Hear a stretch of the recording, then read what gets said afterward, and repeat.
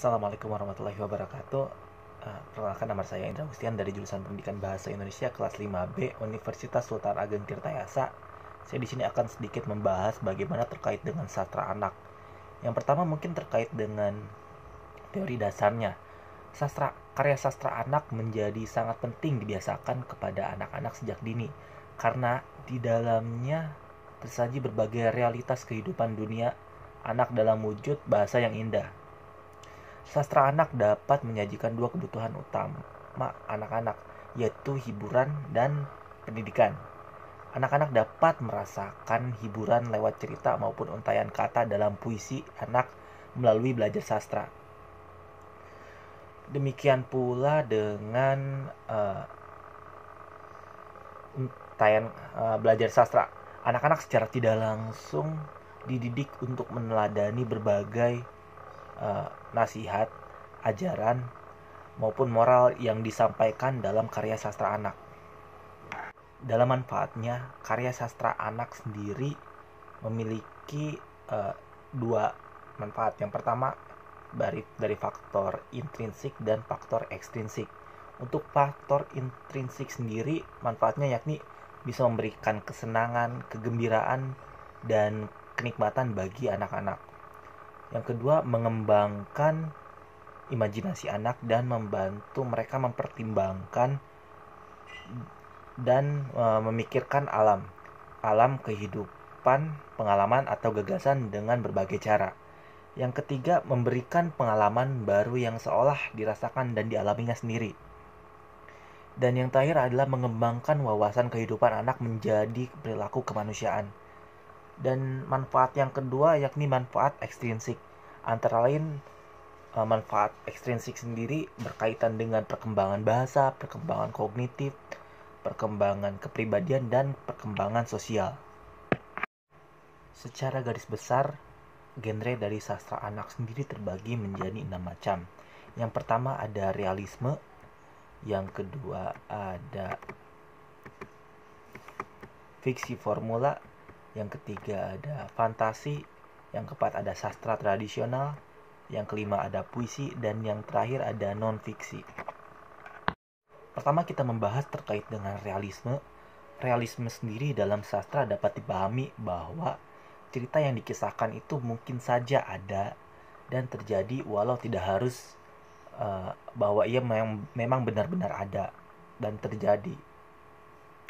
Adapun beberapa cerita yang dikategorikan dalam realisme antara lain seperti cerita realisme biasanya bercerita tentang masalah-masalah sosial dengan menampilkan tokoh utama protagonis sebagai pelaku cerita.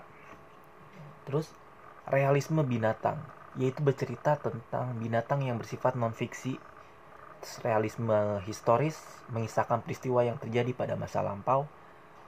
Ada pula realisme olahraga, yaitu cerita tentang berbagai hal yang berkaitan dengan olahraga. Itu termasuk contohnya saja.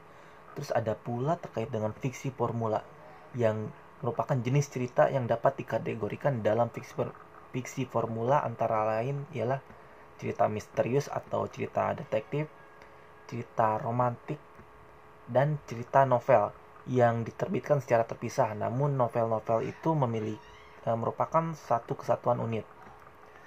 Dan yang ketiga ada terkait dengan fantasi. Ada pula jenis dari sastra yang dapat dikelompokkan ke dalam fantasi ini sendiri, yakni cerita fantasi yang menampilkan tokoh, alur, atau tema yang derajat kebenarannya diragukan, baik menyangkut seluruh maupun hanya sebagian cerita. Ada pula fantasi tinggi yang dimaksudkan sebagai cerita yang pertama-tama ditandai dengan adanya fokus konflik antara yang baik dan yang jahat, antara kebaikan dan kejahatan. Terus terkait dengan sastra tradisional, jenis cerita yang dikelompokkan ke dalam genre ini antara lain ada fabel. Mungkin teman-teman juga tahu terkait dengan fabel ini bercerita tentang hewan. Terus ada pula dongeng rakyat, mitos, legenda, dan epos. Mungkin untuk sastra tradisional mungkin teman-teman sendiri udah paham bagaimana penjelasan terkait dengan yang telah disebutkan tadi. Terus terkait dengan nomor 5, yakni ada puisi, yang ya mungkin teman-teman pula sudah sangat familiar sekali terkait dengan puisi. Ada pula dalam puisi terdapat genre-genrenya. Yang pertama, puisi dapat berwujud puisi lirik yang berupa tembang-tembang anak tradisional dan tembang-tembang seperti halnya Nina Bobo. Atau pula ada puisi naratif, yaitu puisi yang di dalamnya mengandung cerita atau cerita yang disahkan dengan cara puisi.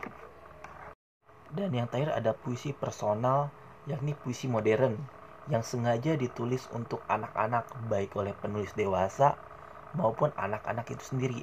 Dan yang terakhir, genre dari sastra anak sendiri, yakni non-fiksi, yang merupakan bacaan non-fiksi dapat dikelompokkan ke dalam subgenre buku informasi dan biografi.